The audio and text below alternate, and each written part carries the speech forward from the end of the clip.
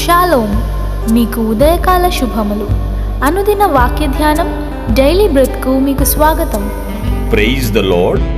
ఈ దినము కొరకు సిద్ధపరచబడిన దేవుని వాక్యము యెషయా గ్రంథము 3వ అధ్యాయము 10వ వచనం. మీకు మేలు కలుగునని నీతిమంతులతో చెప్పుము, వారు తమ క్రియల ఫలము అనుభవింతురు. ప్రభునందు ప్రియులారా, ముందుగా మీకు హృదయపూర్వక వందనములు తెలియజేస్తూ ఉన్నాను. ప్రవక్తలలో ఒకరైన పెద్ద ప్రవక్తగా పేరుగాంచబడినటువంటి యెషయా ద్వారా దేవుడు మాట్లాడిస్తున్న మాటను అర్థం చేసుకుందాం. మీకు మేలు కలుగును. ఈ మేలు ఎవరికి అనేది విషయం చూస్తే నీతిమంతులకు కలుగునని చెప్పుము. నీతిమంతులకు మేలు ఉన్నది. అది ఎక్కడ ఉన్నది? భూమి మీదే ఉన్నది.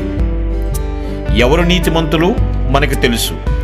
నీతిమంతుడు ఒక్కడూ లేడని మనం చదువుకుని ఉన్నాం కదా. కేవలము మనము దేవుణ్ణి విశ్వసించుట ద్వారా నీతిమంతులమయ్యాం. అబ్రహాము దేవుని నమ్మెను, అది ఆయనకు నీతిగా ఎంచబడెను. మన విశ్వాసమును బట్టి ప్రభువు మన కొరకే ప్రాణమిచ్చాడు. మన రక్షణ కొరకే ఆయన రక్తము చిందించాడు. సమాధి గెలిచి 3వ దినమున తిరిగి లేచి ఉన్నాడని విశ్వసించాం. విశ్వాసము ద్వారా నీతిమంతులమయ్యాం. అయితే ఇక్కడ చెప్పబడిన మాట ఏమిటంటే, మీకు మేలు కలుగునని నీతిమంతులతో చెప్పుము. దుర్మార్గుల మధ్య మనము నివసిస్తున్నప్పటికీ కూడాను, మన చుట్టూ అన్యాయమే జరుగుతున్నప్పుడు, అవినీతే రాజ్యమేలుతూ ఉన్నప్పుడు, అలాంటి క్లిష్ట పరిస్థితుల్లో కూడా మనము నీతి క్రియలు జరిగించాలి అని దేవుడు మాట్లాడుతున్నాడు.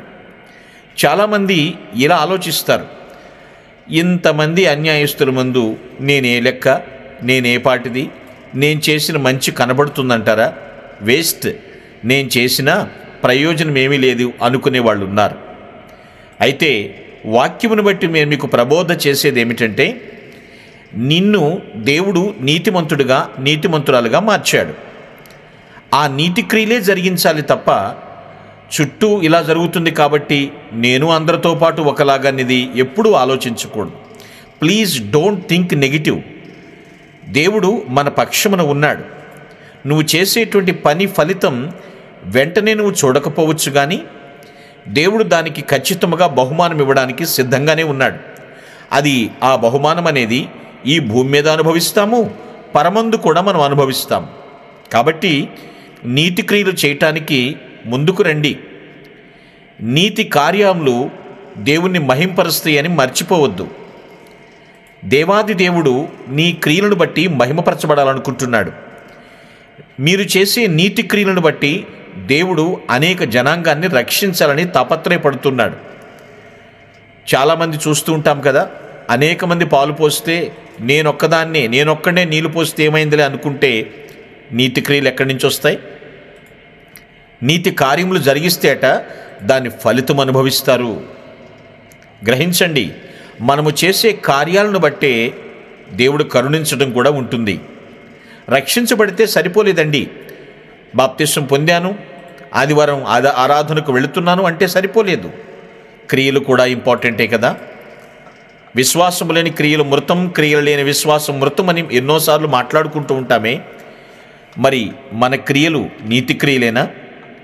ఆ క్రియలకు తగినటువంటి ఫలితం చూడగలుగుతూ ఉన్నామా? అది సంపూర్ణంగా అనుభవించాలని దేవుడు కోరుతూ ఉన్నాడు. ఎక్కడో ఉన్నటువంటి జక్కయ్య దగ్గరికి వెళ్ళి ప్రభువు మాట్లాడిన మాట, ఇతడును అబ్రహాము కుమారుడే, నేడు ఈ ఇంటికి రక్షణ వచ్చి ఉన్నదన్నాడు. నీతిమంతుడైనటువంటి అబ్రహాము సంతానముగా జక్కయ్యను అభివర్ణించారంటే ఆలోచించాలి మనం. నిన్ను నన్ను దేవుడు రక్షించాడు. నీతి పనులు జరిగిద్దాం. నీతి కార్యాలకు తగినటువంటి ఫలాన్ని కూడా అనుభవిద్దాం. కాలము మించిపోతుందండి. సమయంని మనము పట్టుకోలేము. దేవుడు నిర్ణయించినటువంటి కాలంలో ఖచ్చితంగా ఆయన రాకడ సమీపంగా ఉంది. నీతి కార్యాలను జరిగించుటలో నడుం బిగిద్దాం. నీతిమంతుడైనటువంటి దేవుణ్ణి పరిచయం చేద్దాం. నీతి కార్యాల ద్వారా మన యొక్క ప్రవర్తన శైలిని అనేకులకు పరిచయం చేద్దాం. నీతి క్రియలకు తగినటువంటి ఫలితమును అనుభవించుదుముగాక. ఆమేన్. మీ కొరకు ప్రార్థించుటకు మేమెల్లప్పుడూ సిద్ధం. Praise the lord. ప్రభు నామమున మీ అందరికీ వందనములు.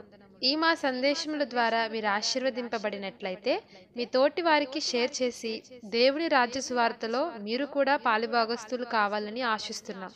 మొదటిసారిగా ఈ ఛానల్ను చూస్తున్నట్లయితే మా ఛానల్ను సబ్స్క్రైబ్ చేయండి. వీడియోలు నోటిఫికేషన్ రూపంలో పొందుటకు బెల్ బటన్ని ప్రెస్ చేయండి. God bless you.